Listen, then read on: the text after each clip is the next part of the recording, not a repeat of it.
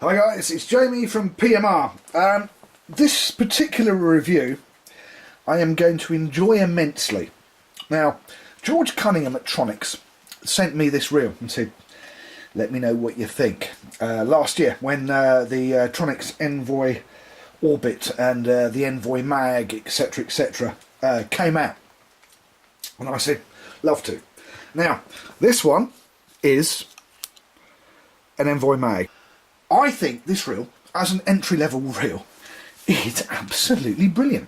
Now, the only problem with any of these reels is the mag. Now, George says he's going to get the mag sorted out because the standard mag that's in there is the only thing that lets any of these reels down. Now, the Envoy Orbit doesn't have a mag unless you put a PMR Super Mono mag in it. And there is a fix for this, which I keep saying I'm going to get up on eBay, and one of these days I actually will, that gives you the magnets and the bits and pieces to actually get it fixed. So it's kind of famous last words, but I will actually get round to it, I hope, one of these days. In the meantime, I've had this on test over the winter. Now, it's been my flounder fishing reel, or one of my flounder fishing reels. And I normally fish with 2 rods, and this year I've fished with 3, and I've used this particular reel. And a few people sniggered and said, it's a cheap load of rubbish. And a couple of times I've put a 4 or a 5 ounce lead on without any bait on a good rod. It's either been a Shimano Antares 130M, a Shimano Aspire 130M, or a Century C3LD, which is also 13-foot carbon and a bit of a beastie. Now, when they started throwing lead with this on one of these rods, people's attitudes started to change because it has been jamied a little bit. Now, we will show you why here. So the first thing I'm going to have to do is I'm going to have to take this off. Okay, trying to do that in front of the camera was not exactly the cleverest thing in the world to do, but then again, editing, that's what editing's all about. So, as I was saying, I've had some of casters like Andy Mills, John Newman, John Newland, and they've been throwing 4 or 5 ounce leads with this, and they've been pretty much 3/4 emptying the spool and half emptying the spool, and they've been quite surprised at how it goes. Admittedly, it's been jamied. I've done the mag fix on it, and I've got hybrid ceramic bearings in it, but that's all I've done. I've done nothing else, and as you'll see when I take this thing apart, I think if I remember right, I'm running about 4 of the 8 brake blocks. Now, what I've done with this is, as you can see, it's the Envoy, and as you can see, as I'm moving it about, it seems in pretty good condition. Now, I've not had a cover on this. It used to get chucked in the back of the car after fishing.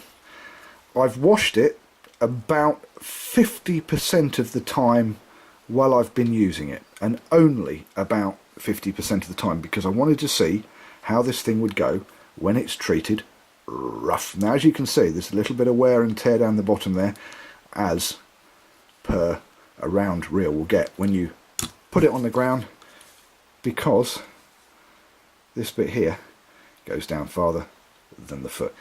And as you can see from in here, it's a little bit dirty in there, but then again it would be, because that was the whole point of not washing this and treating it very badly and seeing where it would actually go and how well it would take it. Let's tighten this down.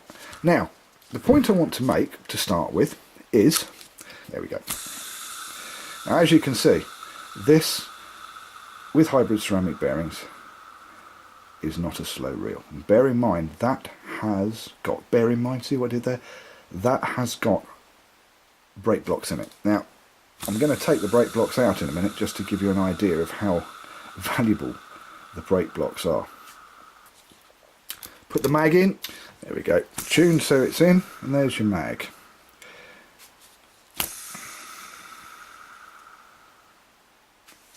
One, 2, 3, 4, 3.5 seconds. And when you take that mag out,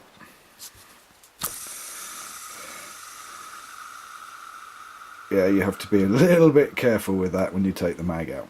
But as you can see, it has been a good fishing tool.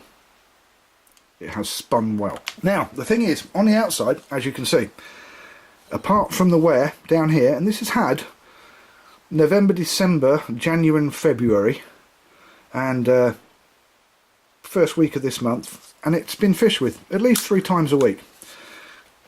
You'd think there'd be a little bit more corrosion if I didn't bother washing it. Well, I didn't, and there isn't, which is a good start. So let's have a quick look inside this thing, and I have to say, with the handle on it, which is the only balanced handle in the business at the moment,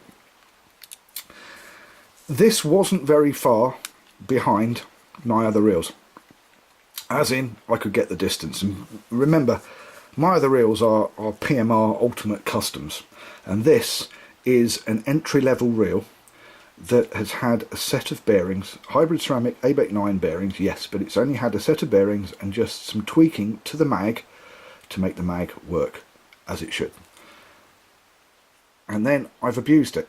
My other reels, they get washed every single time I go out, and I'm totally anal about it, but this I didn't. Now there's a little bit of gumph in there. You can see there's a bit of salt crystallization around the clicker, which still works fine. And there's the clicker drive. There's a little bit of corrosion around the bearings, a little bit of salt around there, but not very much really. Now if we look in here, we can see there is salt and corrosion. I'll rephrase that, actually, sorry, that's not corrosion, there is salt, dry salt, but it comes off, it's not corroded, it's not, there you go, see, it's not corroding the reel, and the reel has, to be honest, come through an abuse test by me with flying colours, because when I abuse a reel, believe me, I'm lazy. I don't want to clean it if I don't have to clean it. So now if we take that and we have a look there, okay, you've got 4 of these little puppies. Now if I was to take those out, which I'm going to do just to show how fast this reel is, and also how important it is to have those brake blocks in this reel, because the spool is spool and spindle all in one. I'm not saying that's bad, but it just means the spool is heavier, and when the spool is heavier it needs more braking to slow it down, because you've got more mass, you have got more inertia, which means, translating into layman's terms, you need bigger brakes. So right, now I've taken the centrifugal brake blocks out of this, and there we go. Now with the mag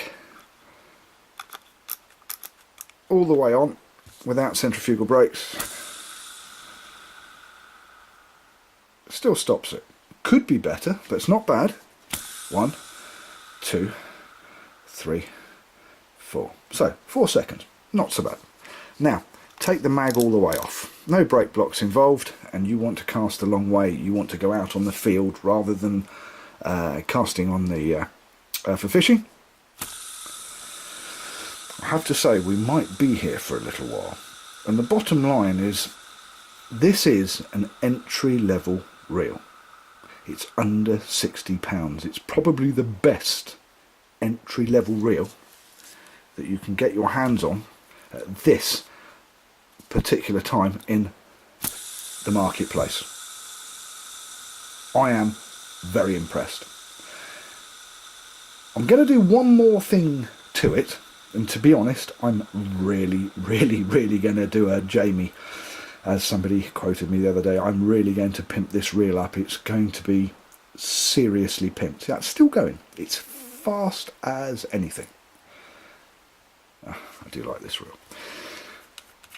So I'm going to pimp it, I'm going to PMR it, I'm going to do probably a lot of things that nobody else on the planet will actually do to a reel like this. And the reason I'm going to do it is to show you that if you were to buy an entry-level reel like this, it does not mean that you then will have to spend lots of money out on another new reel, because you can get to the stage where your brake plate and your side plates will probably be the only thing that's left, because you can change the cage, you can change the spool, you can change the spindle. But I have to say, if it wasn't for the fact that I happen to have a red one-piece cage lying around, I probably wouldn't change this cage, because this flat bar cage has turned out to support this reel incredibly well. Now, one of the things that I have not had a problem with, which even some of the more really expensive reels do have problems with, is line trap. Pardon me. This particular cage has not given me line trap. I'm running to Trabuco 0.31. I think it's 17 or 18 pound line. Diameter's 0.31 on this particular reel. And I've had no snap-offs. I've had not one snap-off with this reel. See, like you can see, there's a little bit of salt, drying salt there. It's probably the only bit on the spool. There you go. Now, I have also sent up an orbit.